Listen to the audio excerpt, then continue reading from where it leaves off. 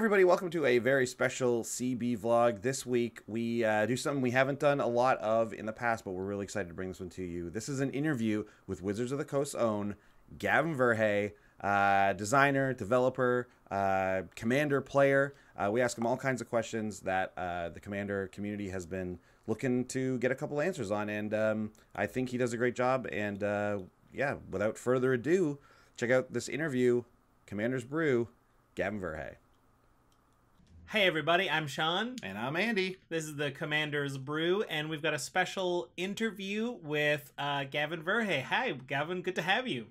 Hey, it's great to be on the show. Thank you both for having me on. Let's talk about some Magic. I'm coming to you live from the hallowed halls of Wizards of the Coast here in Renton, Washington, and excited to chat. It's very exciting. Those of you watching on YouTube, that wall you see behind Gavin is inside Secret HQ. Quite technically, that is a magic wall. Yeah. I had to keep repositioning my camera because I was just terrified that we're gonna get like the outside the door area, and then someone was gonna like walk by with some oversized Magic card or art from a new set or something. The odds of that are so low, but you know, just gotta play it safe. You gotta be careful. Yeah, you gotta be careful. Luckily, these walls do have Defender though, so they will be defending anyone from seeing that stuff. So that's great. It's like Hogwarts. There's just secrets around every corner. You never know what you're going to find. Yeah, there's a little bit of pixie dust in the air. Great. So you know what we do here, but just in case there's a couple of listeners out there who aren't familiar with you, Gavin, would you mind kind of giving us a little summary of what your responsibility is at Wizards? Absolutely. So my full title, with a lot of flourishes and words, is I'm a senior game designer and product architect on Magic the Gathering.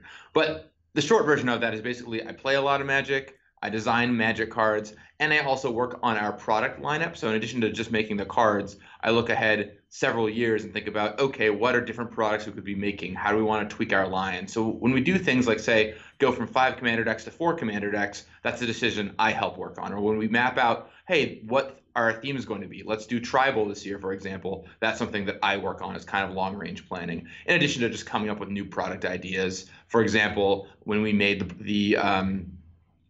the Challenger decks this year, that was something that I worked on and was, hey, let's do something new to get people into Standard. So those are all within the range of things that I would do. Oh, very cool. That sounds like what a broad scope that is, to just think of the entire future. It must be. Now, how far out is your brain? How many years away is your brain than the rest of the world? I have things on paper, in pencil, of course, but on paper or Excel document, depending on your perspective, up through 2025 right now. Wow. So, wow, 7 years. That's quite a bit. Yeah. It's quite a plan. Well, you know, I'll give you an example. With things like Commander themes going forward, we want to make sure we don't repeat them too often. We want to make sure that we map out with what we think the sets are going to be at that time. We want to make sure that we can make sure that colors get switched up. And so looking at all these things and trying to map it out appropriately and throwing forward to the right sets and using the right themes for those years, there's a lot to think about. And then when you put Commander in your spreadsheet, you have to start thinking about what all the other sets going on. For example, if we're not doing this, but if 1 year Commander is Homelands themed, well, we want to make sure that we don't release the back to Homelands like ancillary product featuring all kinds of new Homelands cards at the same exact time.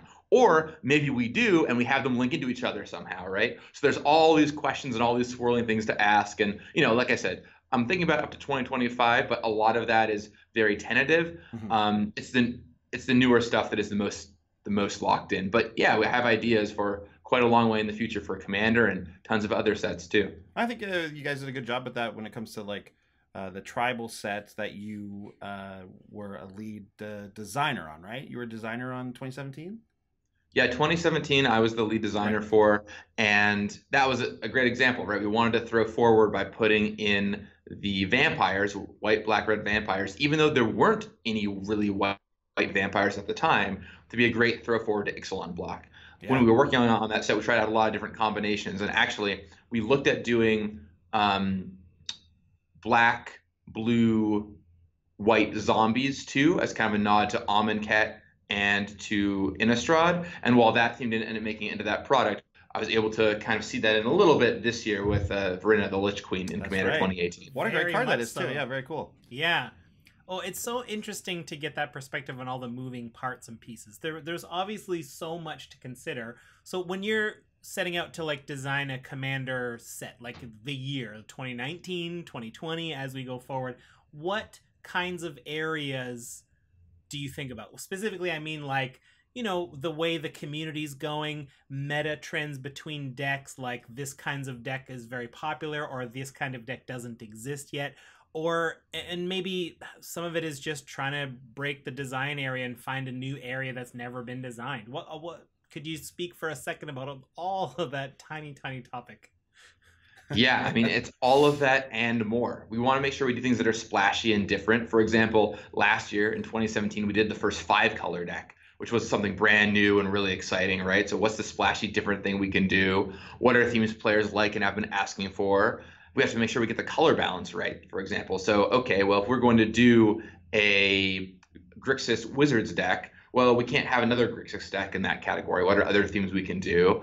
And we have to keep going down this list of all these different things that have to be aligned properly. So yeah, we're looking for that splash value, for cool themes that players have been asking for, giving color combinations that differ from years in the past. For example, in 2018, we wouldn't have wanted to do another green-white deck because we just did a green-white deck the previous year. Right. So we want to make sure that we're switching it up and providing a mix, and also thinking about player types. We want to make sure that every year we're hitting all kinds of different player types. So you can have the player who wants to play the kind of green ramp deck. We want to make sure that the player who wants to play their controlling deck is accounted for. We want to make sure there's something that's really good for the brand new player, something that's kind of wild for the returning player. The 2017 tribal decks are a great example of this because we have dragons, which are a slam dunk theme. Everyone loves dragons, and it's the first ever 5-color deck. We have vampires, which is a really attractive theme, kicks forward to the Ixalan stuff.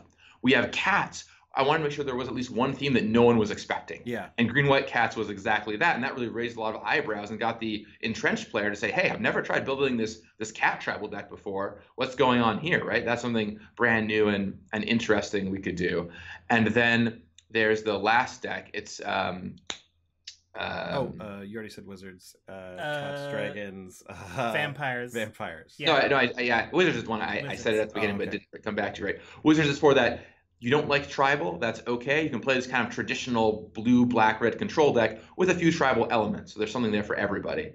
And we take all this into account and go over and over so many ideas for what these decks could possibly be. Another really important thing is making sure there's enough depth.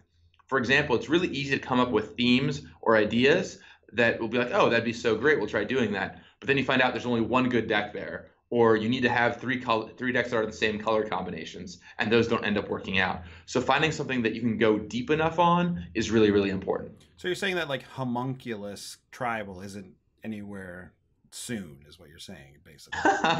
You know, it's funny. I've actually gotten a number of requests for homunculus tribal. So maybe. There's a couple of cards there. One thing I will say, if we do tribal again as a theme, which I feel like we will at some point, tribal decks went over really well, and during the design process, we found there were a ton of different tribes we could choose. Mm-hmm. If we did tribal decks again, I would definitely want to do at least one deck that was unique and different in the same vein that cats were. Mm-hmm. And maybe homunculus is there, maybe it's not quite there yet, not really sure. But the key with cats, I mean, if you look at cats historically, at the time we printed the decks, Amonkhet excluded, because those released at basically the same time, there was only, I think, one, maybe two cards that actually cared about cats and cat tribal. Very, very few. Yeah. And we made a bunch of those new ones. And yeah, homunculi don't really have a lord right now, but there's a lot of homunculi running around, and there's cards like Puppet Conjurer making homunculi and things. So, you know, you make 5 or 6 new tribal cards, and the whole thing comes together. Oh, well, man. It confirmed here on Commander's Brew, Fibblethip is getting his own card eventually. Confirmed. If we have your ear for a second, I want to voice my vote to eventually get Phoenix Tribal. I think that would be a very cool deck. What colors would you want Phoenix Tribal to be? Oh, boy. Obviously, red. I don't know. I mean, mono's tough to do. You know, it would be cool. I mean, here we are now designing a whole thing. But it would be neat to have like a Boros Phoenix themed deck. Because it's obviously Phoenixes want to attack because a lot of them have haste and so on. But that's also a bit of like some graveyard synergy there that maybe there's that different angle that Boros doesn't usually get. Oh, that's cool. Yeah, I was thinking my first instinct was red and black because maybe black could get some new Phoenixes. Black has that kind of graveyard recursion thing going on, so you can kind of build in a sub-theme. We always try with our commander decks to build in the top level theme, but also sub-themes beneath them for a few reasons. One is so that there's just you know more things going on in the deck than just one theme. Right. But two, we want players to be able to take the deck and add their own elements to them and be able to craft them in their own way, so that if all three of us buy the same commander deck, we can all latch on to different things, and when we tweak them, we end up with 3 different decks instead of saying, hey, there's only one thing going on in this deck, we're all going to end up with the same deck at the end. And so having that like graveyard recursion angle is really interesting. But with red-white, you can also get that kind of swarm angle if you want. You could do flying matters. You could do all kinds of really interesting things there. So yeah, that's really cool. Like, I'm imagining like Boros Phoenixes in my head now. It's I know, cool. right? Yeah. Influence. What tribes would you want to see? Oh man! If we did it another time, so you mentioned Homunculus and Phoenix. Hey, listen, those listen, are two. Verhey, What other we ones? ask the questions around here. Hey, I love it. I love it. This is great. This is the research part of I the love job, it. right? I love it. Yeah, Phoenix. Research and design. Phoenix is a great one. I know Sean's been actually toying with the idea of putting together a Phoenix tribal, so that's one. I tried putting one together for an episode, but I couldn't get it to the point where I was excited enough about it. Phoenixes are cool. I think that's all I got right now. I don't know. Monk's tribal might be cool. Oh, Monastery Mentor and some of the con stuff. Yeah. Totally. I mean, we haven't seen it really represented in a commander product yet, and if you ask a lot of commander players, there still isn't a super like an exciting commander for this tribe. But werewolves is a very popular one that I know when Ulrich, right? That's his name. That's right. the commander. Yes. People were like, no, this isn't what we wanted. But like, I've seen an Ulrich deck be played, by the way, and it is very fun, and it does like it does stuff. But I guess it would be cool to see a werewolf one actually. That's one that's not necessarily a new idea, but like I think you guys could do some really fun stuff with that. The problem with Ulrich, I think, in the end, is it was trying to serve too many masters. Yeah. We wanted it to be a standard shot at constructed level card. We wanted it to be powerful. You had to fit the story needs. We wanted it to be a red-green werewolf commander. And it kind of just ended up falling down on a bunch of axes. Yeah. And it's definitely my goal if we ever go back to Innistrad again to do another red-green werewolf commander.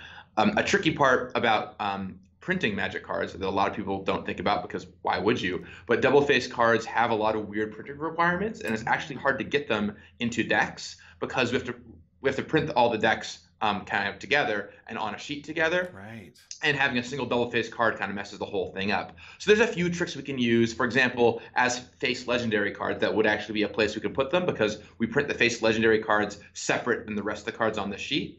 But just inserting random double-faced cards into sets doesn't really work. So that's why, for example, you've never seen a double-faced card in a commander deck before, reprint or otherwise, because it's just very hard to do. And it's these weird tiny things that you don't even think about when you're outside Wizards and become very real constrants once you're inside the building. Of course, that is true. I never noticed there's never been a double-faced card in the commander products. Yeah, me neither. Never noticed that. Right. So we're talking about kind of how the designs happen, the kind of themes behind it. At what point in the design process do you start thinking about reprints and like what cards to reprint and what ones would go well in there?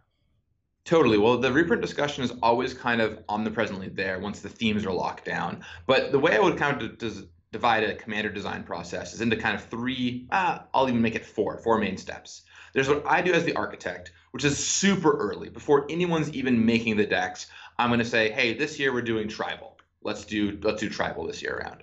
That's super, super early, just me looking ahead and trying to figure out what's the thing we want to do this year. And that's determined way in advance. Then vision design starts. And vision design lasts for a few months, about 2-3 months. And it is a design team coming together and coming up with what these decks are going to look like and kind of working with the canvas I've given them. So this is where, hey, I might say it's tribal this year, and they come up with the 4 tribes that are going to happen. You know, either like, okay, we're going to do cats and dragons and vampires and wizards. And they'll try out a bunch of different ones. Like, I know when I was leading that team, we tried out rats, we tried out merfolk, we tried out zombies, all these different things. Cool. And eventually, okay, we settle on these are the 4 that we want. And you make a bunch of new cards in that time. You design a bunch of new cards, and you make decks. You're playing with decks. You're playtesting with decks. But the decks are far from final. They're kind of, okay, well, these are proof of concept decks. Then you hand off to the set design team. And the set design team is really in there to tweak everything, get it into just the right spot, and help refine these decks. So refining the designs that have been made and getting the decks into something pretty close to the final version of them. And that lasts for 4-ish months, 4 to 5 more months after that process. Then once the team is finished and the decks are, I'm going to done, but not done in the way you guys think of them as being done. Sure. Just done as in the team's finished. Then the set design lead takes ownership of them. Because what's happened up to this point in the Commander process is everyone on the team, and something I actually really enjoy that's cool and unique to Commander, is each player kind of takes a deck and owns that deck. So, for example, on C17, I was the vampire guy in design. I held the vampires deck, I made the vampire cards, I tweaked the deck, I made the whole thing, right? And then, but of course, at the end, it's important the set lead gets final ownership of it. So they hand it back to the set lead, and the set lead gets final say on what cards go in and out. They look at the matrices of, okay, we're reprinting this card in another place later on. We're going to maybe not do this card in this set because we want to save it for, say, a Masters release or something like that. And then they make the final calls on what goes in and what goes out of that deck based on what else is happening. So those are kind of the 4 steps as it goes along. And all told, excluding the first step, which is super high-level vision stuff that I've already mapped out for several years, the whole process takes around 8 months or so, 8 to 9 months. But that's not counting for art that has to happen, all the creative treatments that need to occur, coming up with the names and the characters we want to bring back. And that's, of course, an ongoing conversation. For example, in early design on Commander 2017, I was bringing in discussion of what cool legendary characters we want to bring back. Same with Commander 2018. Could we do Tawnos? Could we do Saheeli? Who do we want to do this time around? And there's a whole layer of things have to happen there, plus additional vetting by other people in the organization. So really, from start to finish, you're looking at 9 months to a year for any given Commander set. Right. Yeah. Okay. Yeah, and this was sort of having the reprints in mind at all times on that. Yeah. I think. Oh, right. Yeah, I never got into that part. That's right? all right. Yeah. That's all right. I'm so excited talking about the process. Right. Yeah. So Sure. reprints, as I mentioned, really happen in that last stage. I mean, they happen a little bit here and there. People will comb, gather, and find cool reprints to put in. But, especially when looking at reprints that Commander players are asking for a lot, it's that kind of last stage where it really coalesces and comes together and the rubber hits the road of we can or can't use this here because a master set wants it, or trying to make sure that the deck is exciting, but in the appropriate band of excitement is something that we look at a lot. And you've said before, like on some other, like, you did a really great interview on Commander, and everyone should go listen to that because you talk a ton about the C18 product and touch on the process for reprints. And there's the idea of being able to upgrade your decks. You want to be able to leave plenty of room for that, which I think is that's the thing we all love to do, right? Like, it's great to have a pre-constructed deck, but it's even better to be able to take that deck and then add your own spin on it, right? Like your personality. Yeah, your personality. That's what, as brewers, that's the most fun part of it, really. So that's one process. That's one thing you guys think about. Obviously, you're thinking about themes, and you're, like you just said, and you're thinking about characters and all that sort of stuff. Are there any hard restrictions that keep you from, say, you want to put in some card or whatever, and there's something where it's well, the way this deck is right now, that just will not happen? Is it from a mechanic point of view, maybe, or anything like that? Well, there's definitely a few things going on. You can kind of be restricted in a few different areas. One is certainly mechanically. For example, in the tribal decks, we gave ourselves some mechanical restriction of, with very few exceptions, making sure that all the creatures in the deck were of that tribe. Mm-hmm. There were cards that would fit into those decks that weren't of those tribes, certainly, but it just becomes confusing. What are your tribal things counting? And there's this feel-bad moment of, hey, my cards aren't actually working together. So we made sure to not break that. So that's one example of a mechanical restriction. Another restriction might be we have to spend our cards carefully, making sure that we put them in the right places. So if we reprint a card in a Commander deck, we don't want to reprint it in a ton of other things later that year, and we have to kind of partition those out appropriately.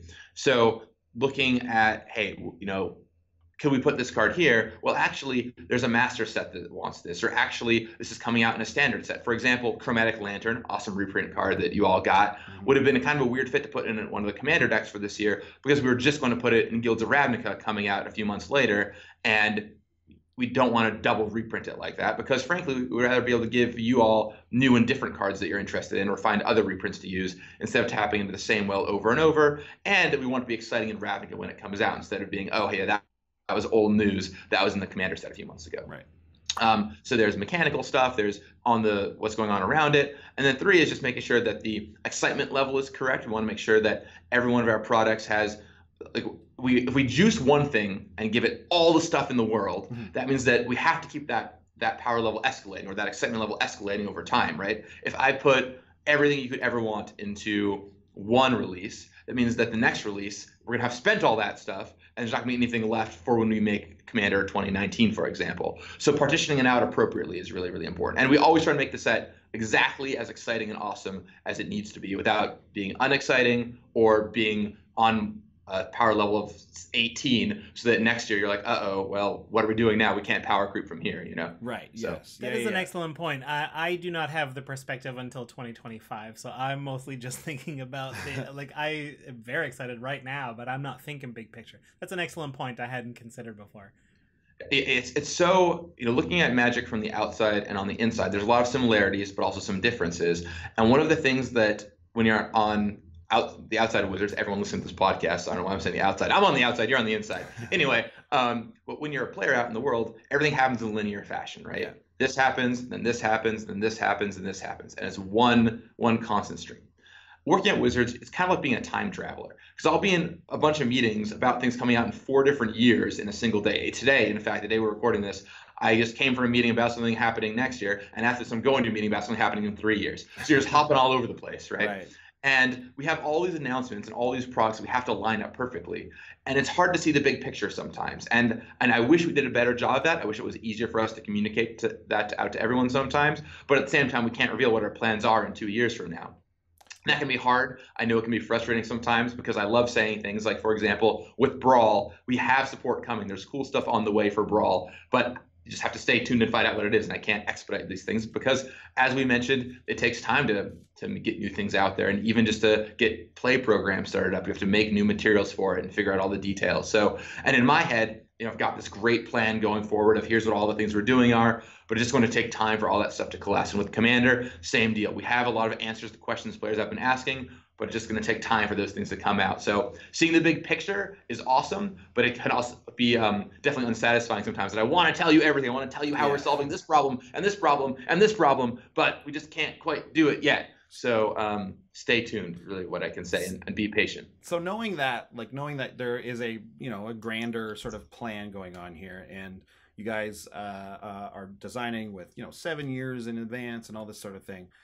Knowing that, is there anything that has happened in the last few, especially the ones that you've been involved with, that where you say that was something we thought we were planning for, and then maybe something had to happen, so now it looks like maybe I kind of regret doing that, or maybe not even regret, but more like that didn't pan out the way we thought it was going to, or anything like that? Is there anything you would can think of that might be like that? Yeah, every time we release any product ever, period, there's always something to be learned from it. Even when it's a big hit, lots of lessons to be learned. And I look at things like the Commander decks that I worked on, Commander 2017 and 2018, I learned a lot of great lessons. And, talking about Commander 2018, one thing that a lot of people talked about, that we talked about some internally, but admittedly not as much as on the external, were reprints, right? A lot of players wanted more reprints out of these decks. They wanted specific cards reprinted. And now we can take all that under our hat. And when we're looking forward at things like future Commander releases, address that appropriately and making sure that every deck has at least one thing that people are super, super stoked about as a reprint could be a really good way to go down. And, that's one example of feedback that we took into consideration and were able to apply to these decks. A lot of feedback about legends, right? One thing that we didn't even think about that much as a metric internally, but was brought up externally at Wizards after the set was released was, hey, there's a lot of good new legends in here, tons of new legends and the new legends in the decks, but there's not as many reprint legends as there usually are in these decks. And hey, that's a good metric we weren't really looking at before, and now we can go forward with our Commander decks and trying to get more reprint legends in there. So it's small things like that we learn every time we release a set. And some things go over extremely well, some things go over not as well. And it's good to both take the lessons on both sides. Hey, this worked out really well. For example, Yuriko this year, huge hit. Players love Ninja. They were clearly excited about this Ninja Commander Lord. Could we be peppering in more small tribal things? Should we be doing more Kamigawa throwbacks? I'm a huge Kamigawa fan myself. Yes. I'm always trying to slip Kamigawa cards into my sets, as evidenced by both Yuriko, which believe it or not, inside Wizards, I had to kind of champion and fight for that card. A lot of people were like, all right, you really want to do this? I'm like, yes, I think it's going to be awesome. Let's do this. And it turned out really well. Or doing like the Eurodragon last year, which was like, hey, I want to do a Kamigawa shot here. So anyway, finding that there's things we can learn on that end of, hey, this worked out well, let's do it again. And things that we hear players' responses from and we can go forward and apply in years to come. So there's always learning lessons to be had, and we just always look at it with every product that comes out. Commander, no exception. I think that I've noticed this as a thing that happens with Magic, and the teams do, and I think it's actually a really good thing. It kind of separates it from some other card games out there. Is that I noticed that like when things will start to get more powerful and things get like, we'll be reprinting these powerful cards or printing these very powerful original cards. Occasionally there's a set, let's say like in the blocks or even a commander deck series where it's like, okay, we've got to kind of go back down a little bit. Like, is that something that actually happens in you guys? Like, do you guys plan for that, or does it just kind of happen because almost intuitively, you know what I mean? Like, it felt like this year we got a bit of we didn't see as many legends, like you said. A lot of people were talking about, reprints that they felt could have been added or were missing or whatever. But is that like, because, for example, the 4-color Commanders series, that was like the number of legends in that set was incredible. There were so many, and we got a lot of crazy reprinted cards that were so good. Like, is that like a power level thing that happens in the room there? Well, I think Mark Rosewater has this metaphor I like a lot of the Escher's staircase, where if you're not familiar with the Escher's staircase, it's this staircase that actually goes around in a square, and it always feels like you're going up or going down, but you're going up and down in different ways. And I feel that way about Magic card design a lot of the time, in that if you look at products or sets from year to year, we always want to make sure different things are strong, and to accommodate that, some things will go up and some things will go down. So, for example, this year we got Planeswalker Commanders. That's something we haven't seen in a while. Those needed to be pretty strong to hit. And I've seen a ton of Windgrace and Saheeli decks and Aminatou decks and Esther decks, although mostly I would say the ones I've seen the most of are Saheeli, Aminatou, and Windgrace so far. But I've seen a lot of those show up and already make an impact in commander tables and be quite strong. And maybe in other places the power level might have been a little lower than normal, but we haven't tried to actively take down the power level or anything like that. Sometimes you have a target and you shoot for it, and sometimes you go a little high, sometimes you go a little low, and you want to make sure that even if you miss a little bit, there'll still be plenty of satisfying stuff going on, which is why we kind of look at over a wide range of things and try and hit we want to use standard as an example. This year we want counter spells to be really strong, so let's make some strong counter spells, and maybe burn is a little weaker. This year we'll make burn a little stronger and counter spells a little weaker. So it feels like there's power level movement going on there, where in Commander we are trying to hit for a pretty consistent power level, but with different things being powerful in each deck. And this year around we had these card type based themes as opposed to the tribal based themes of last year, so a little less on the board stuff, a little more slow incremental advantage, and that plays out in the decks in a different sort of way, I think. But yeah, I guess to get back to your question and answer it, we're always aiming for power level target, but sometimes we miss a little high or miss a little low, and that's just kind of how it comes together. Ooh, okay. This is all very exciting. That makes a lot of sense. I would love to just kind of shift the discussion a little bit to like maybe talking about Brawl a little bit more. Sure, let's do it. Yeah. I love me some Brawl. Yeah. Okay, so you're the inventor of Brawl, right? Sort of, yeah. I can't take full invention credit. I'm more like the talent agent of Brawl. Okay. So inside Wizards, the story is pretty fun. So there's this guy named Garrett Turner. He's one of our copywriters here at Wizards. He helps come up with the names for our sets and does things like write all the copy you see on our packaging, stuff like that. Not an R&D designer. But he had his local play group, and they wanted to start getting into Magic, and he wanted to introduce them with Commander, but they tried, and just, there were too many people to all get a pre-con deck and play it, and it was a little too much, a little overwhelming for them. Mm-hmm. And so we tried, okay, what if we tried a standard Commander variant? And he came up with this version of standard Commander, and they started playing it, and they started loving it. This is a group outside Wizards, but within a few weeks, all they wanted to do was try this format and play it. So Garrett says, hey, there might be something here. I'm going to bring it to Wizards. So he brings it into Wizards, and on just his team, they start playing it. And very similarly, everyone starts playing it, and everyone starts loving it.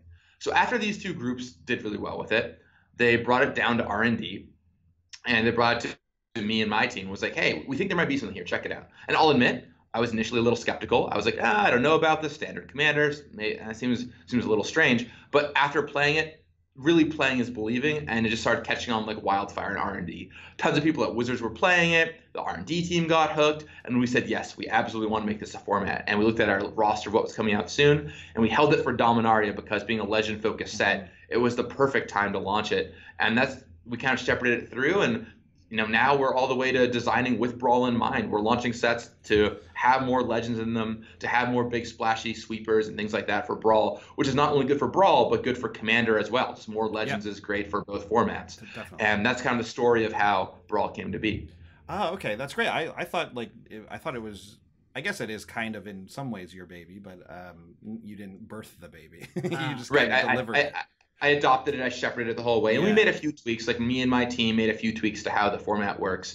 But the core idea was Garrett. I want to make sure that he has that credit. But the way how we got to where we are today is definitely a lot me and the architecture team. I would like to echo something that you said though, on how fun Brawl is to play. I know some people have been dismissive of Brawl, but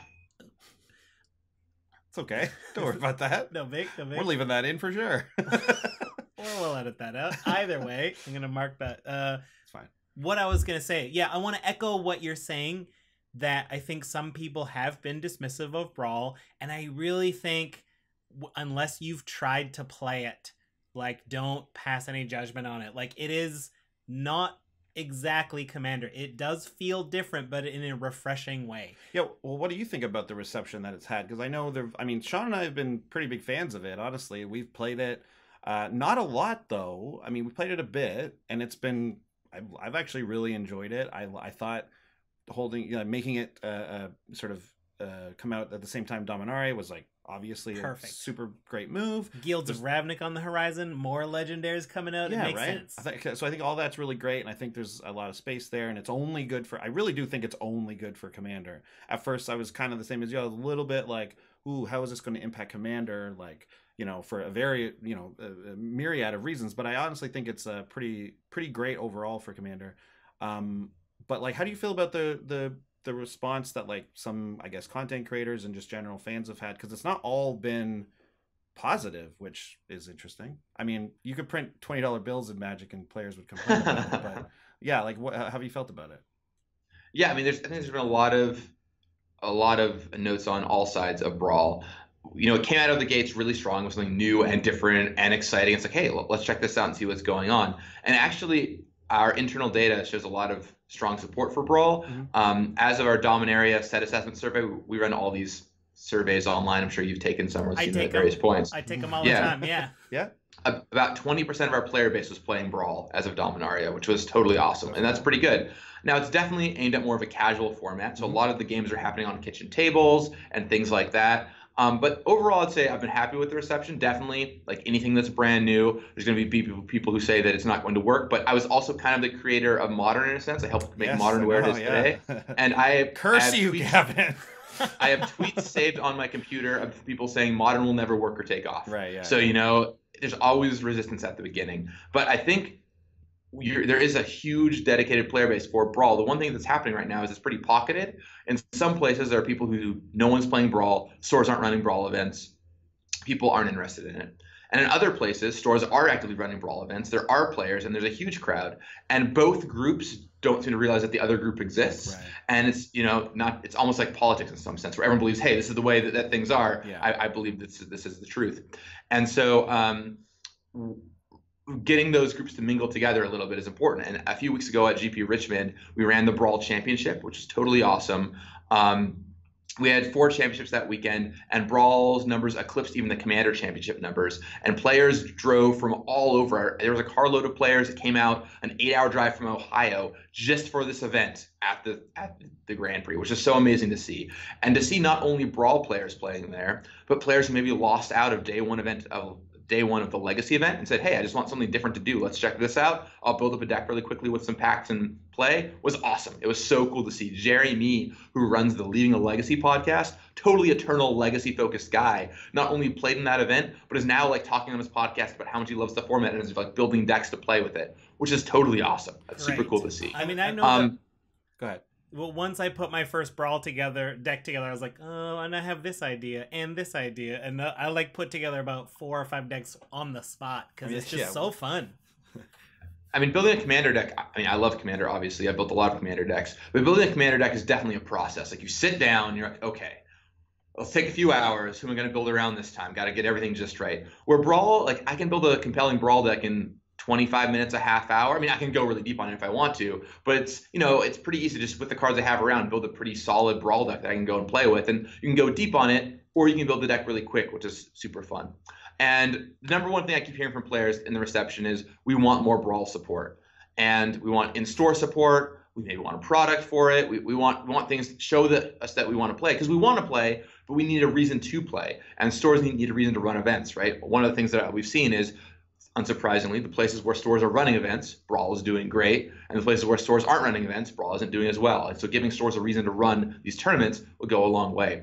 And all I can say to that is we're talking about a lot of things. We've got stuff on the horizon. But as I mentioned earlier, it just all takes time. And if I could just snap my fingers and have a bunch of stuff appear, I absolutely would. But just give it a little bit of time, and we'll get there, I promise. So that kind of segues nicely into we're going to devote some time in this interview to some of our questions from our patrons who have put questions in our Discord there. And so this one's about Brawl, and you've kind of covered it a little bit. And so, fair. If any of these approach territory you're not allowed to cover, obviously you won't cover them. But so this one is from T Laser. Can I say one thing really fast before we get into this? Yeah. I just want to say to all the patrons out there, thank you for supporting these guys. It really means a lot. Like, as someone who was a content creator coming into Wizards, as someone who goes around and does a lot of podcasts, I know how hard everyone works on putting this together and scheduling guests and making show notes and coming up together and getting all the equipment. It is truly an effort of love. So thank you all so much for helping back these guys and letting them create the content that they do. It really means a lot, and I'm really glad I can be here as part of that. So if you want more stuff like this, kick in some dollars, help them out. Well, Gavin, thank you very much. What an honor. What an honor. We agree. We do agree. Yeah, this one's from T-Laser. It's involving Brawl. So it says, with the big push for Brawl popularity from Wizards of the Coast, is there a future of Commander products designed for Brawl? And if so, could we still count on regular Commander precons rather than Brawl taking that supplemental slot? And I think the hidden question there that I would like to emphasize is will there ever be, like there are Commander only cards printed, would there ever be a world where there's like a Brawl precon with cards that are good for Brawl but not standard? I guess that would go against the format. So first of all, I want to be super clear about something. Commander is not going anywhere. I know at the beginning some people were really concerned, hey, are you trying to kill off Commander? Are you going to get rid of Commander products, make Brawl products? Absolutely not. In fact, like I said earlier, what's good for Brawl is good for Commander, and they're two very different formats. Even though the rules have some similarities, you have the Commander outside the game, they really do play quite differently. Like Brawl is a lot more creature focused, really has, focuses on this rotation and what's happening in Standard, where Commander is more evergreen. So your Commander products are going nowhere. As the architect on all of the Commander products, trust me, we have stuff coming out for Commander. With that said, I absolutely do think there's room to see a Brawl product someday. I would very much like to make one. We've talked about that a lot internally here. It's funny, when we launched Brawl with Dominaria, we kind of launched it as a test. We wanted to see how players reacted to it. And the reaction was really positive. And so we started working on new stuff for it pretty quickly afterwards, but we didn't have anything rolling at that point. So everything, given that it takes us at least a year to make stuff, is going to be coming a year or so from Dominaria. So it's just going to take time. And I think that Brawl decks are absolutely a thing we could do at some point. Would love to release them. Whether or not they have new cards, how they play out is, something that we have to talk about and figure out exactly what we want to do, but they're not off the table. And frankly, it could be cool to put a couple new cards in them to create some things that are good for Brawl. Like, for example, shoring up 3-color combinations that aren't in standard formats. So you have a legend you can play with. Creating some multiplayer specific cards that would go into our standard sets. We're not really going to print a card in standard that says something like, choose left or right. You can only attack players in that direction. That's kind of a silly card to put in Guilds of Ravnica, but it's totally a card we could put into a Brawl deck, and then it doesn't impact the standard format really, but would be cool to have around in Brawl. So there's a lot of neat stuff like that we could do if we wanted to. And finally, it's a great way to reprint cards, right? If we want to put cards into these decks that help give standard players access to more cards from previous years, say if we wanted to put a card into, if we were releasing them with the Guilds of Ravnica, which we're not, but we wanted to put in cards from Ixalan that would give players more access to accessibility to those cards, we absolutely could. So it's a good release valve. In the same way that challenger decks are awesome because they give you a deck that's ready to play and allow you to hop into standard, Brawl decks could be not only good for Brawl, but also a great on-ramp to standard in that sense too. So it's very much on our radar, something we'd like to do, and just be patient. Cool. I mean, it just stands to reason having more outlets for the design and creative team to work on is only a good thing. Right. I mean, more sweet Magic cards, right? Right. It would be awesome. Who could say no to that? Oh, so one thing I wanted to, I mean, this is probably a fairly large question too, but if you want to just talk about it for a second.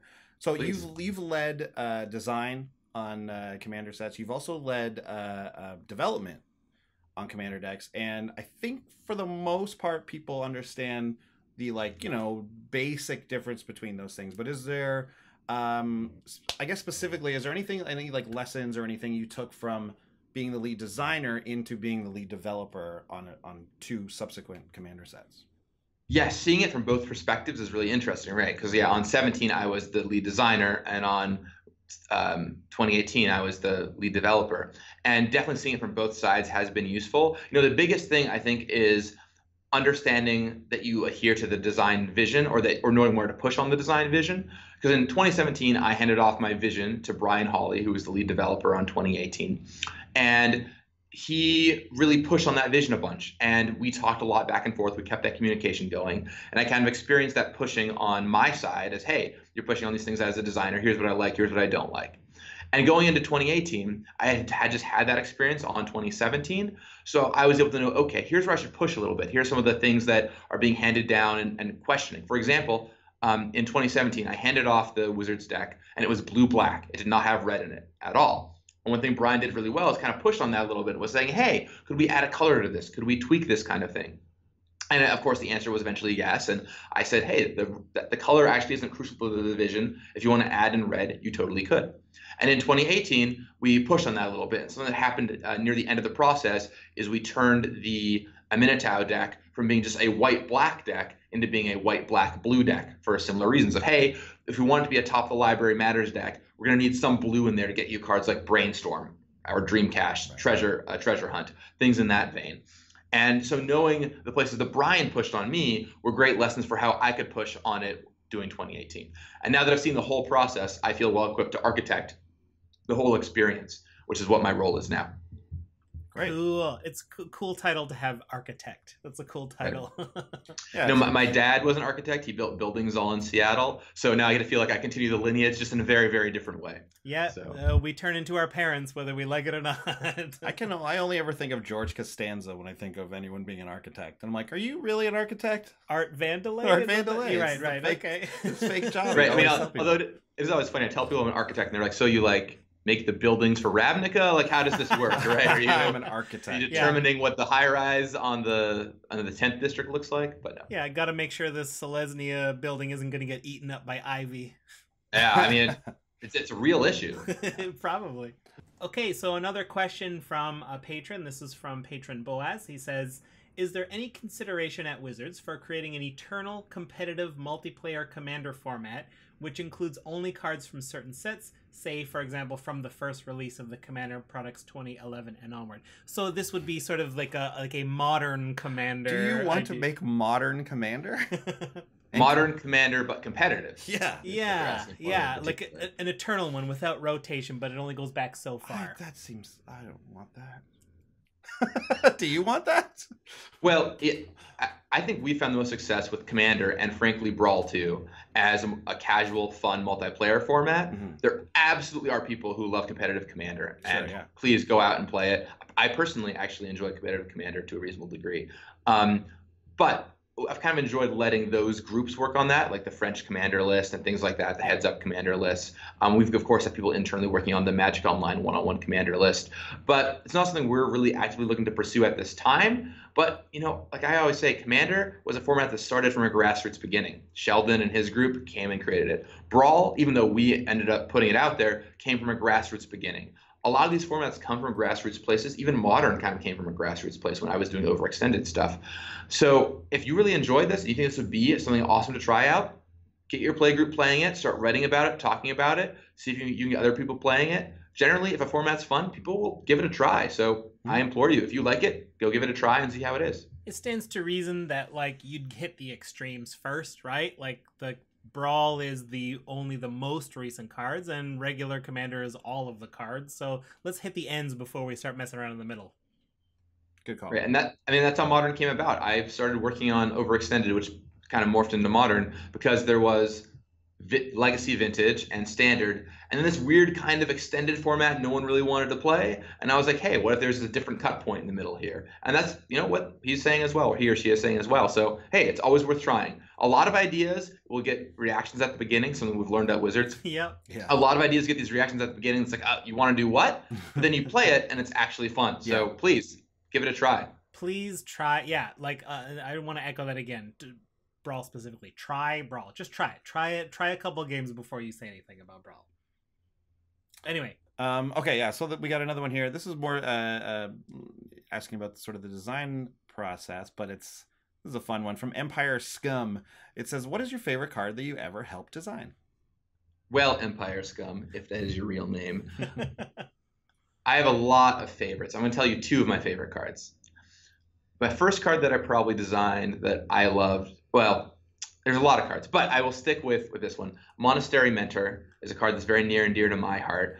Not only is it now restricted in Vintage, which is something I never would have imagined when I designed that card, but it's very clean, it's very elegant, it tells a cool story, and it has this really neat thing of it's almost from brain to print. I put it in the file, I sent it in, and the only thing that changed from the first version I sent in to the printed version is it went from 1 white to 2 white. That was basically it. But the process was pretty fun in that it at one point was an artifact. At one point it was a blue enchantment. Wow. At one point it was a 4 mana 3/3. It was a 2 mana 2/2. Like we tried all these different numbers and combinations over the course of like nine months because I pitched it in early vision, but it stuck all the way through, and it's now a really popular and awesome card. I love it.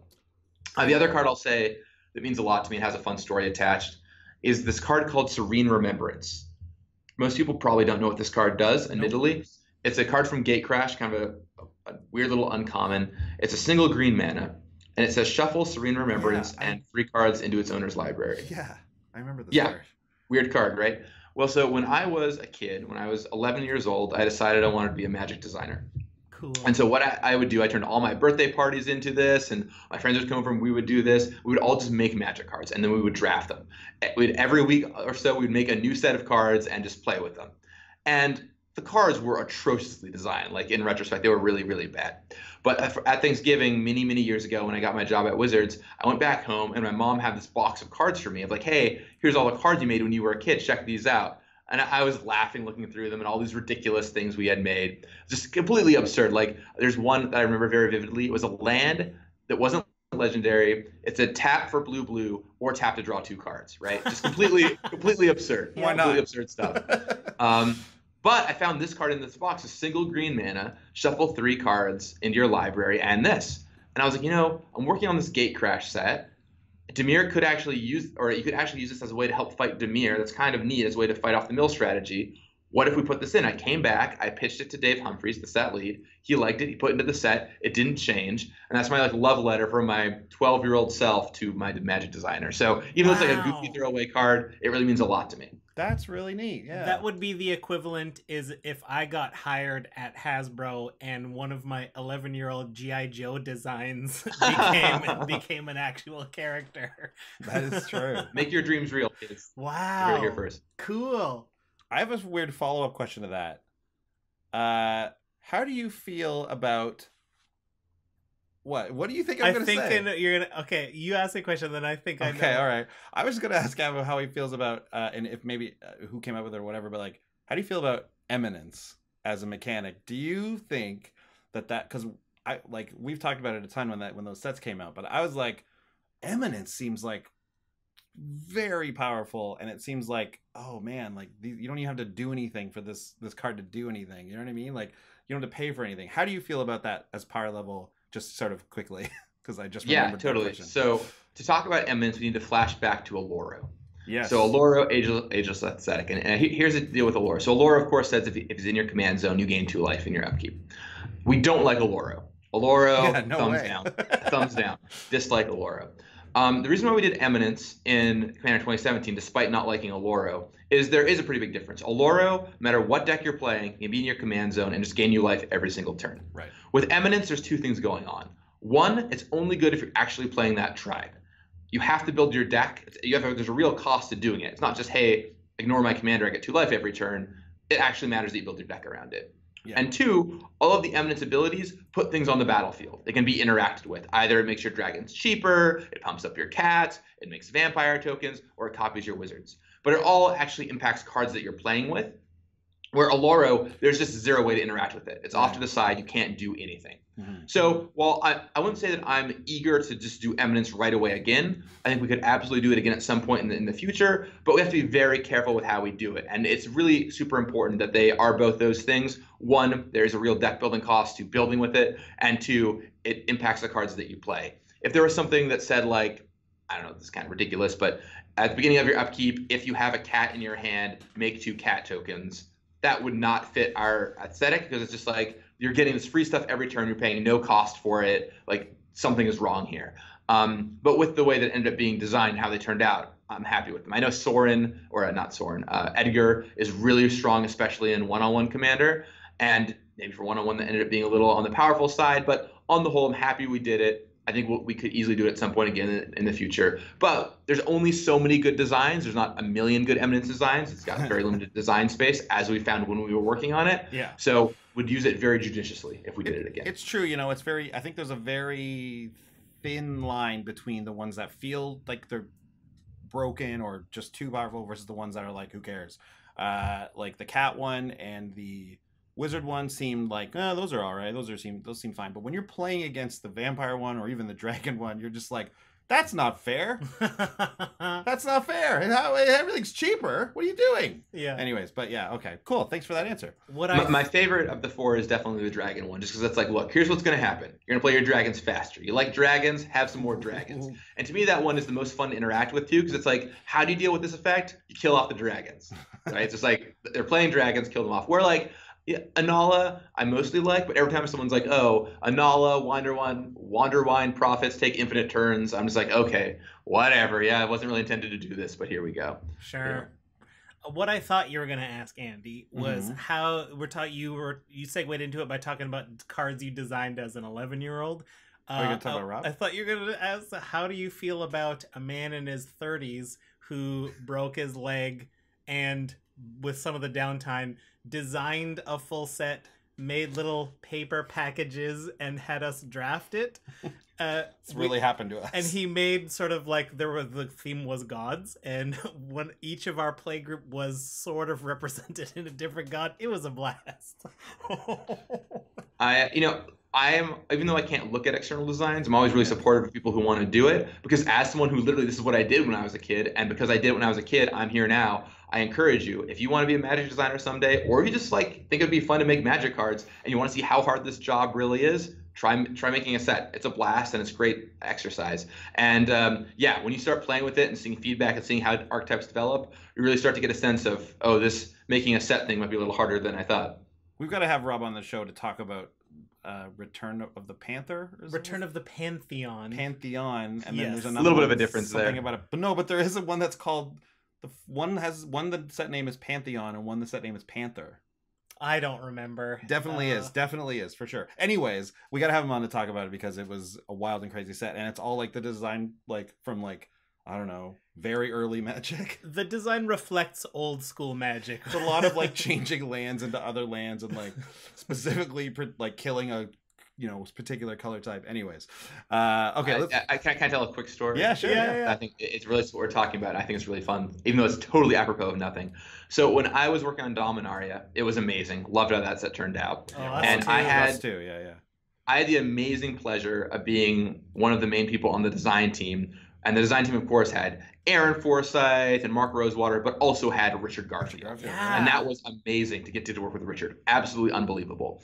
And the role I had on the team was Mark Rosewater's strong second. So basically what that meant is I was the file keeper, because Mark is really busy. He doesn't actually have time to enter all the cards into files. I would take all the notes from the meetings and people's homework submissions and put them into the file. And so that means that Richard Garfield sent me all of his card designs. Cool. And so I just have gobs and gobs of emails full of Richard's ideas, which is super cool. So first of all, that's awesome. And I've saved all those emails. Yeah. But second, the thing that is most hilarious and endearing to me is Richard writes all of his card ideas, because he doesn't play a ton of modern Magic, writes all of his card ideas like they were cards from 1993. Amazing. So there'll be things written like tap, written out, TAP, to destroy creature unless it has flying, effects that redirect, destruction effects cannot be used to prevent this, right? Like stuff like that, just completely absurd. And it's so awesome to see. He made this card that cared about cards touching it, just like, yeah, I'm going to pitch this card for a normal black bordered set. Like, you have to have cards touch this, and then if too many cards are touching this, it gets blown up. And we actually ended up using it in Unstable because it was just so wacky and out there, right? But it's the red green. It's like a red green. It's the red green one, right? Yeah. Right, yeah. But it was really just amazing to see that Richard has like these card files that look like they're from a filing cabinet in the 93, 94 era. So amazing. Your friend is not the only one still writing cards like that. Great. Yeah. The good doctor is still doing it too, which is he's in good company, I guess. Let's get to another. He's brilliant, by the way. Richard is absolutely brilliant. No doubt. I think someone on the team, I forget if it was you or not, put his original idea for, I don't remember the name of the card, the Lich one from the new set. Lich's Mastery. I put that out on Twitter. Yeah, awesome. So interesting to see his original idea. I was like, oh yeah, that makes sense. Yeah. Someday, now that we talk about it on the show, someday I should write an article that just here's all the cards Richard sent me. That'd be a really fun article. That would be really cool. Pitch that to Blake. I'd be very, because a lot of them we aren't going to do anything with, and just be fun to have this little glimpse into time. We would love that. Yeah. All right. If you're listening out there and you'd love to see that too, tweet at me and I'll see what I can do to make it happen. So we're coming towards the end here. Why don't we just do a couple of sort of like just some quicker pace? We'll just get some like favorite, like some get to know Gavin questions. It would be some lightning round stuff. Some lightning round. Do you have a favorite bad EDH combo? This comes from Boaz. Yeah, you can tell me if this is bad or not. I'll let you be the judge. Okay. But in Standard, me and Brian David Marshall pioneered this deck called Pickles that ended up being a really strong deck in Standard and winning Grand Prix and things like that. That's a Vesuvian Shapeshifter plus Brine Elemental, where you basically make all your opponents skip all their untap steps forever. Mm-hmm. And I've always been a huge fan of this combo because I played it in Standard. It was near and dear to my heart. Played it in block. And so it's in my favorite Commander deck. And it's actually pretty potent in Commander because you just get to lock out the entire table from untapping, but it's kind of a fair combo too because you can still answer it if players aren't tapped out. If you just have a land and a Swords to Plowshares, like you can still stop it from happening. But that's probably my favorite bad combo. It doesn't kill anyone right away, but you get to just stay system for a bunch of turns. Yeah, those are the worst though. Those are the ones that you're like, oh man, it doesn't just kill me. I got to sit here and watch you do stuff for another hour. Those are the ones when I was in the Great Designer Shirts too, we had to write essays about what our least favorite card in Standard was. And I remember writing my essay about Iona, Shield of Emeria, because it's just so miserable. Like, they play it, the game is probably over, but you feel like you have to sit there and wait just to see if you can still win or not. In general, we don't like those things. But hey, this is Gavin, the Commander player on the kitchen table, not the designer, so I can make people as miserable as I want. Yeah, absolutely. Yep. We got another question here from Empire Scum, which is a nice one. What's your favorite strategy for Commander? Do you prefer like Battle Cruiser Magic? Do you like comboing off? What's your favorite style, you think? Right, so I've always been a control player. I love these kind of controlling decks. So usually my favorite Commander decks have blue in them some way, and just drawing cards, manipulating my library, kind of having all the answers, using Artifact Mana Ramp. Almost all my decks have Signets and Mind Stones and Sol Ring, of course, just to build up that mana. And then you kind of control the game, wait around, make sure no one attacks you, and then in the long game you put down the hammer with big, huge effects. And that's kind of the deck that I like to play. My favorite deck, kind of my classic Commander deck, is my Mariki Reberet deck, which she actually doesn't have any untap effects in there at all. Oh, okay. I'm very typical. No 1,000-year elixirs to be seen here. It's just, hey, look, don't attack me or I'm going to steal your stuff. Just don't do it. And then I play her, no one attacks me, I build up my mana, and it's great. So that's what wow. Yeah, the worst is when Mariki gets like a freed from the real on it or something. Oh, yeah. Just, forget it. No one's playing creatures. It's like, oh, man. I don't want to be your enemy. I just don't want you to attack me. Right, That's fair. Honestly, that's fair. The last one here from Heckle Feckle, and we've sort of touched it just a second ago. What is your personal favorite Commander deck? One that you play, and also your favorite from the box precon any Commander year. Well, so Mariki, as I mentioned just now, is probably my favorite to play. But my favorite one out of the box, whew, that is a tricky question. I really, really like the Esther deck from this year. Both the Esther and the Saheeli deck from this year allow for some really fun games to be played. I remember we would be playtesting with the Saheeli deck, and was running Brew, the guy who makes all your tokens different things, as my commander. And the absurd things that would happen with that deck. At one point, I remember this playtest so vividly, where I had 8 Dreamstone Hedrons in play because I made a copy of a Dreamstone Hedron and then turned all my servos into Dreamstone Hedrons. It was awesome. That's the awesome. kind of thing where you just never see that happen. Then I cast Saheeli's Directive for some absurd number, like 30 or 40 cards. Wow.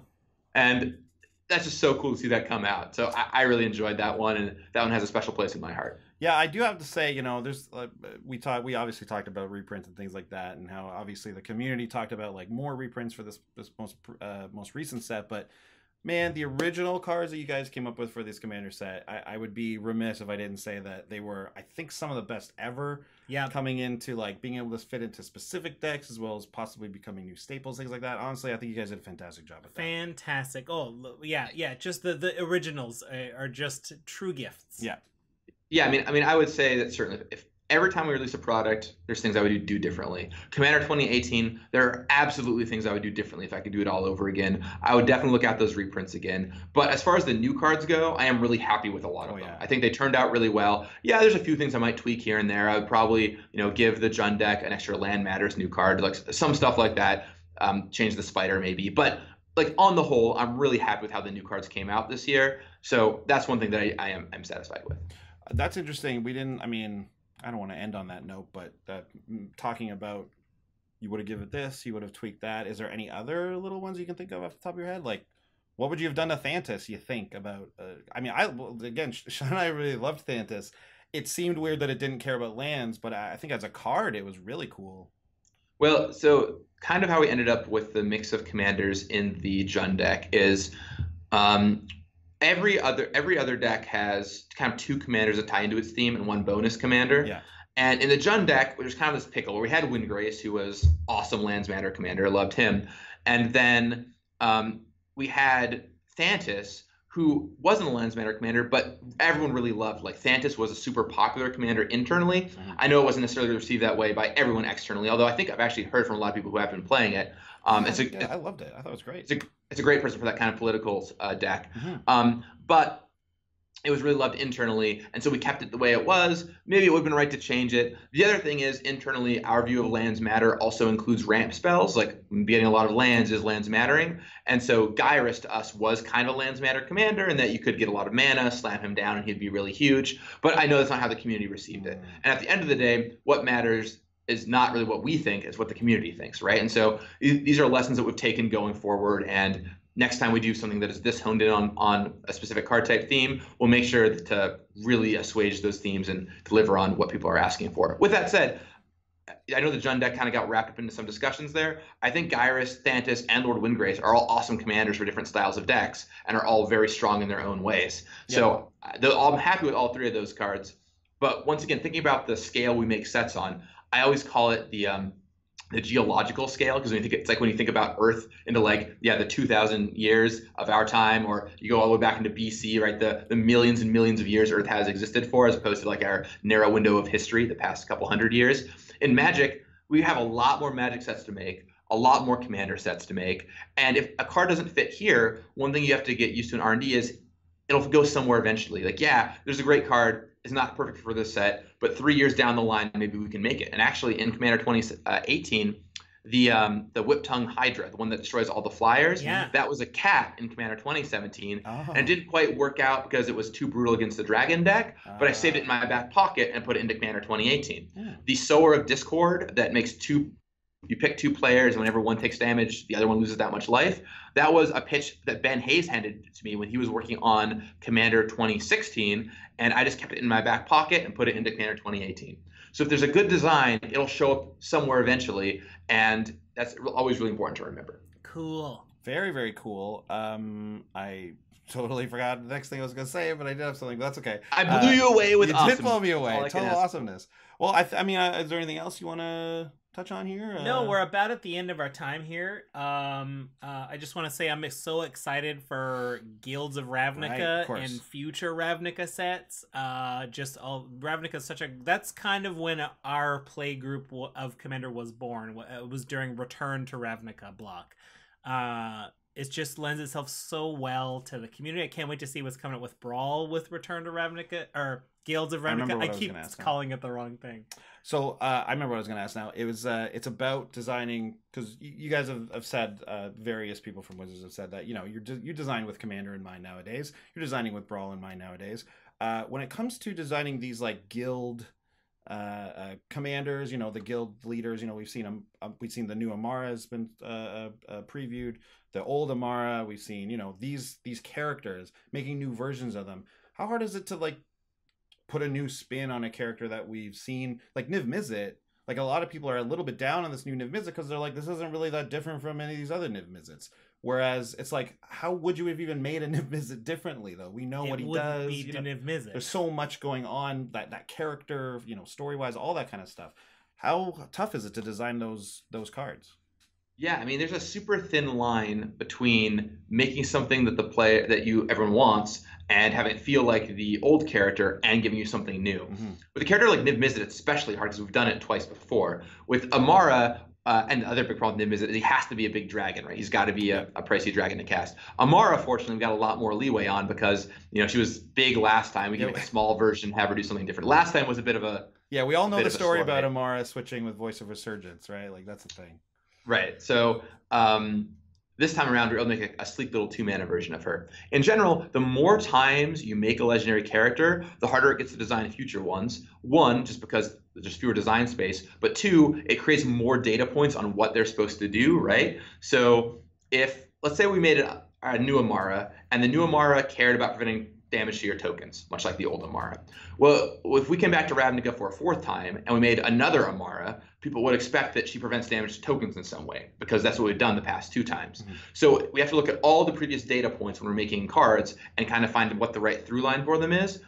And if it's only the 2nd time we're doing a legend, generally we get a little more flexibility because we can make a smaller one or a bigger one than the previous one. But especially as we start doing legends 3, 4, 5 times, it becomes tricky. And Planeswalkers are where you see this the most often. How do we make Gideon 4 different from Gideon 1, or Jace 6 different than the first Jace, right? And you know, you have to find all those new ways while still making it feel like the character. Jace can't just start tapping and freezing stuff now. That's not what Jace does. So how do you make that new version of Jace? That's really interesting. And lately, you might have been noticing we're mixing up our character suite a little bit more, becoming slightly less Gatewatch focused and doing things like putting a Tezzeret in the core set, putting a Sarkhan in the core set, to really vary that up and make it so we don't have to make as many Jaces, and allowing it to be in such a way that you get to feel those different character personalities come through.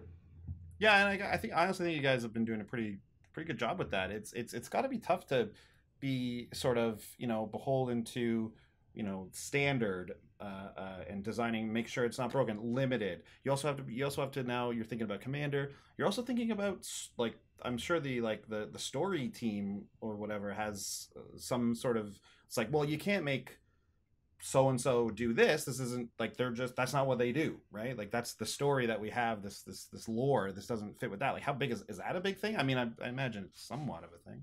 For sure. We have something here at work called the Planeswalker Grid, and this grid is this amazing Excel spreadsheet.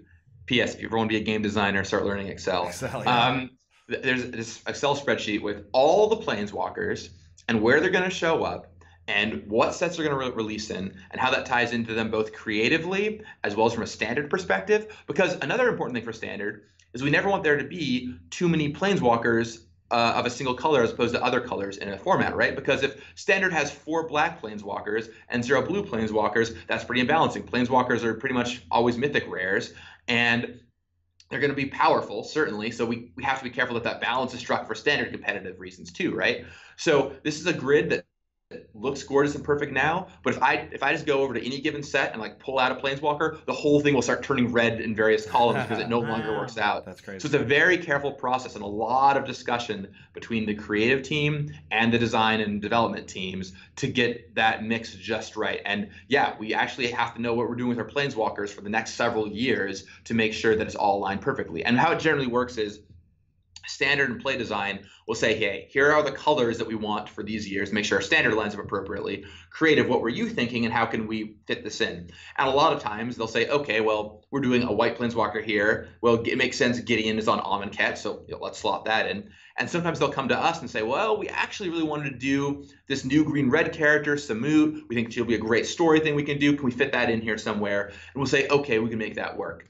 And one trick we use sometimes is making them commander shots instead of standard shots, because that doesn't mess up with the balance as much. For example, when we did Sarkhan in Dragons of Tarkir with Sarkhan Unbroken, Creative really wanted a 3-color Sarkhan, but that would imbalance the Planeswalkers for standard. So we made him very much like a much more of a commandery card, like this 5-mana, a little harder to cast card, teamer, mana base. And it showed up a little bit in standard, but did end up seeing a lot more commander play to make sure it didn't uproot the apple cart of standard, as it were. So it's a very careful process of how we select these things. Well, it's a clear takeaway that you've got a lot of moving pieces and things to take into consideration, and I'll try to keep that in mind when new stuff comes out and when I've got my wish lists going and I'm still, waiting for certain cards or archetypes or things like that. Great. Oh. What I always tell people, well, sorry, not what I always tell people, what I wish I could to tell people sometimes, although this doesn't actually make any sense, is when something comes out, wait a year before telling us what you think about it. Please don't actually do that. It's really important that we know what you think about things as they release. Yeah. But sometimes it does take that bigger picture. One thing, though, that I am really pressing our teams to do a better job of, and we're working on a lot right now, is seeing things more in linear human time, because we're always so focused on this big picture that sometimes we release things right next to each other that from a consumer perspective are just like, oh, that's weird that you did this. It's like, oh, yeah, that is weird that we did that. We never thought these two things would be announced right next to each other. Like a great example of this is Brawl and Arena, right? Brawl and Arena kind of were now starting to come into their own at about the same time. We announced Brawl shortly after we announced Arena. And internally, we were working on those things at totally different times, right? Arena's been in the pipeline for years trying to get this thing out the door. So to us, it's yeah, we're doing that. It's old news. But we announced Brawl shortly after Arena became a thing. And everyone's like, well, obviously Brawl's going to go on Arena. And we had admittedly talked about it a little bit. Like, we want Brawl on Arena. I really want Brawl on Arena. But there wasn't anything in the pipeline to actually make that happen. And now, of course, those conversations are ongoing, and we do want it to happen. The answer, by the way, for anyone curious, is that we want to make sure that Arena is stable and the core good Magic experience first. Like, it's important the game works. Mm-hmm. But once it's out the door and out of beta, Arena is absolutely going to be one of the things that we're going to be looking at doing on it. Just have to make sure the core gameplay is right first. But that's the thing that to a lot of the audience out there, to a lot of the players, just made so much sense. So yeah, we're really working a lot on right now too about seeing things more in that linear human time, because the answer of wait a year and see what happens isn't always the most satisfying answer. It's true. Yeah. Fair enough. Well, I mean, on that note, maybe in a year's time or perhaps less, we'd love to have you on another time to just talk about other Magic things. But we're kind of coming to the end of our time. On behalf of us and all of our listeners, I want to thank you for giving us this time and answering these questions. I've always thought that you're one of the most articulate representatives of Wizards. You're able to just put these ideas into nice little talking points so well. Well, that means so much. And thank you both for having me on. This was a total blast. And I would be happy to come back on anytime and chat about whatever. If you want to talk about Guilds of Ravnica or Ravnica Allegiance or Milk. Oh my gosh, I'm so excited for Milk. Your minds are going to be blown by this set. Oh yeah, I was like, I believe it when you say, if you say that we will be blown away, I believe you. I'm excited. Yeah. We got a couple of Ravnica sets to get through there. Tons of new legends, ton of great gold cards. Gold cards are always great for Commander because they're just really powerful cards. Like, if you take a green card and a white card and you push them together, you're just going to shave off a mana and make it awesome. So I think you will love what's coming out in this set. And we are trying to seed a lot more Commander cards in to kind of tie it up with this bow, because getting Commander cards like Chromatic Lantern in is great for Brawl, great for Commander reprints, and allows us to just put more cool Commander stuff in our set. So hopefully you're enjoying what you've seen so far with Guilds, and there's a lot more where that came from. Stay tuned with the Ravnica sets. Very, very stoked. Love a multicolored set as Commander players. You know we do. Well, Gavin, thanks again for being here. We really appreciate it. And to everyone watching, we'll get Gavin back on as soon as we can, because this was the best. So we'll see you later, viewers and listeners. And Gavin, we'll talk to you later as well. Bye, everybody. Great. If you have any questions, hit me up on social media. Happy to answer them. That's right. Thanks. See you later. Big thanks to all our patrons who make these episodes possible. Yeah, and if you want to check out more comedy videos, check out our Brews News playlist. Make sure you follow us on Twitch TV to see when we play live. If you want to chat with us, head over to Twitter. We're at Commanders Brew. And please hit subscribe to ding the bell and find out when we got new stuff coming out. See you next time. Bye.